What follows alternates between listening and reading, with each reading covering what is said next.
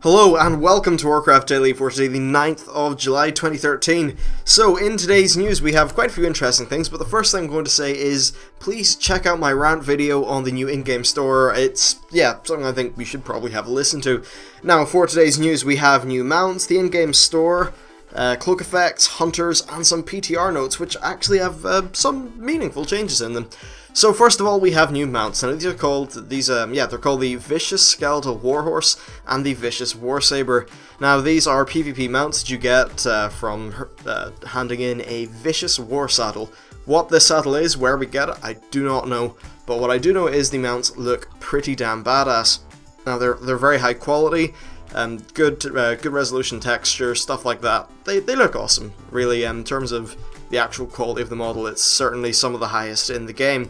So, these two mounts are pretty awesome. Tell me what you think about them. Overall, being Alliance, I kind of prefer the War Saber because I know I'm not a fan of dead horses. But hey, if you like dead horses, that's cool too. So, the next thing we have to talk about is the in-game store. Now this is really just me saying, go watch the rant video. There's been an update in that they're actually thinking of selling Lesser Charm of Good Fortune boosts as well. The slippery slope, will they fall onto the slippery slope? And if they do start sliding, can we stop them? That is the question.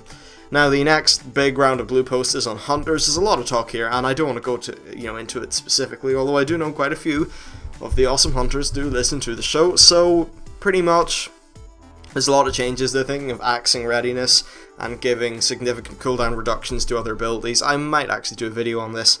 So the next thing we have is the Ptr Notes. Now these are pretty cool. First of all, in flex rating, they are scaling the number of targets some spells hit based on the overall raid size. So pretty much it just scales. Now that would mean that the relative strength of multiple target abilities, especially heals, will be the same on different sizes of flex rate. So that's pretty good. Now there's also been a whole bunch of class changes, and I'm not going to go over them. The next thing is Conquest stuff and PvP, and this is pretty cool. So they are upping Conquest point rewards to 150 for your first win of the day, and then 75 for subsequent wins. I don't know if I pronounced that right. Whatever.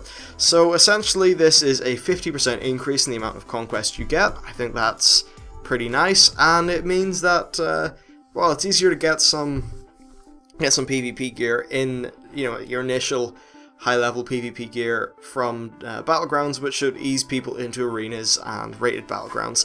So that's nice. It will mean that people should have more options of getting into arena and stuff like that without going in and getting their ass handed to them.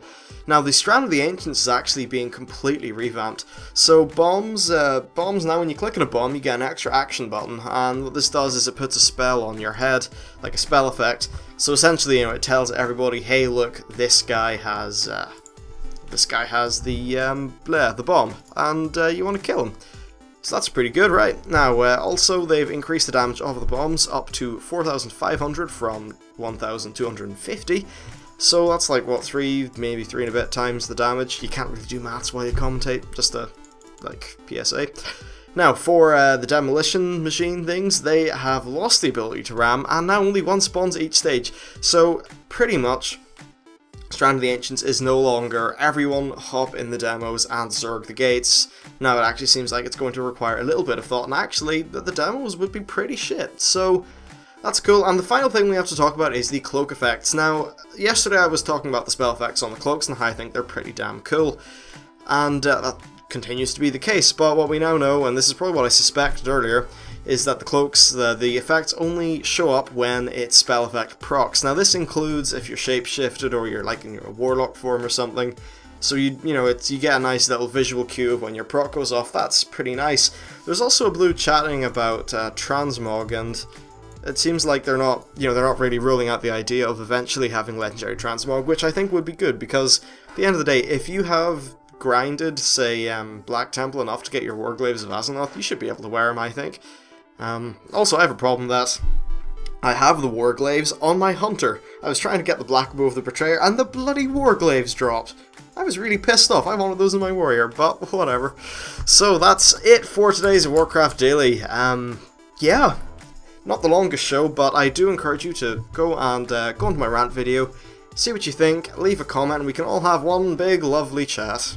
And when I say big lovely chat, it's going to be lots of swearing, trolling, and all that lovely stuff that happens in YouTube comments. So, thanks for watching, please like and sub if you like the show, and I'll see you next time.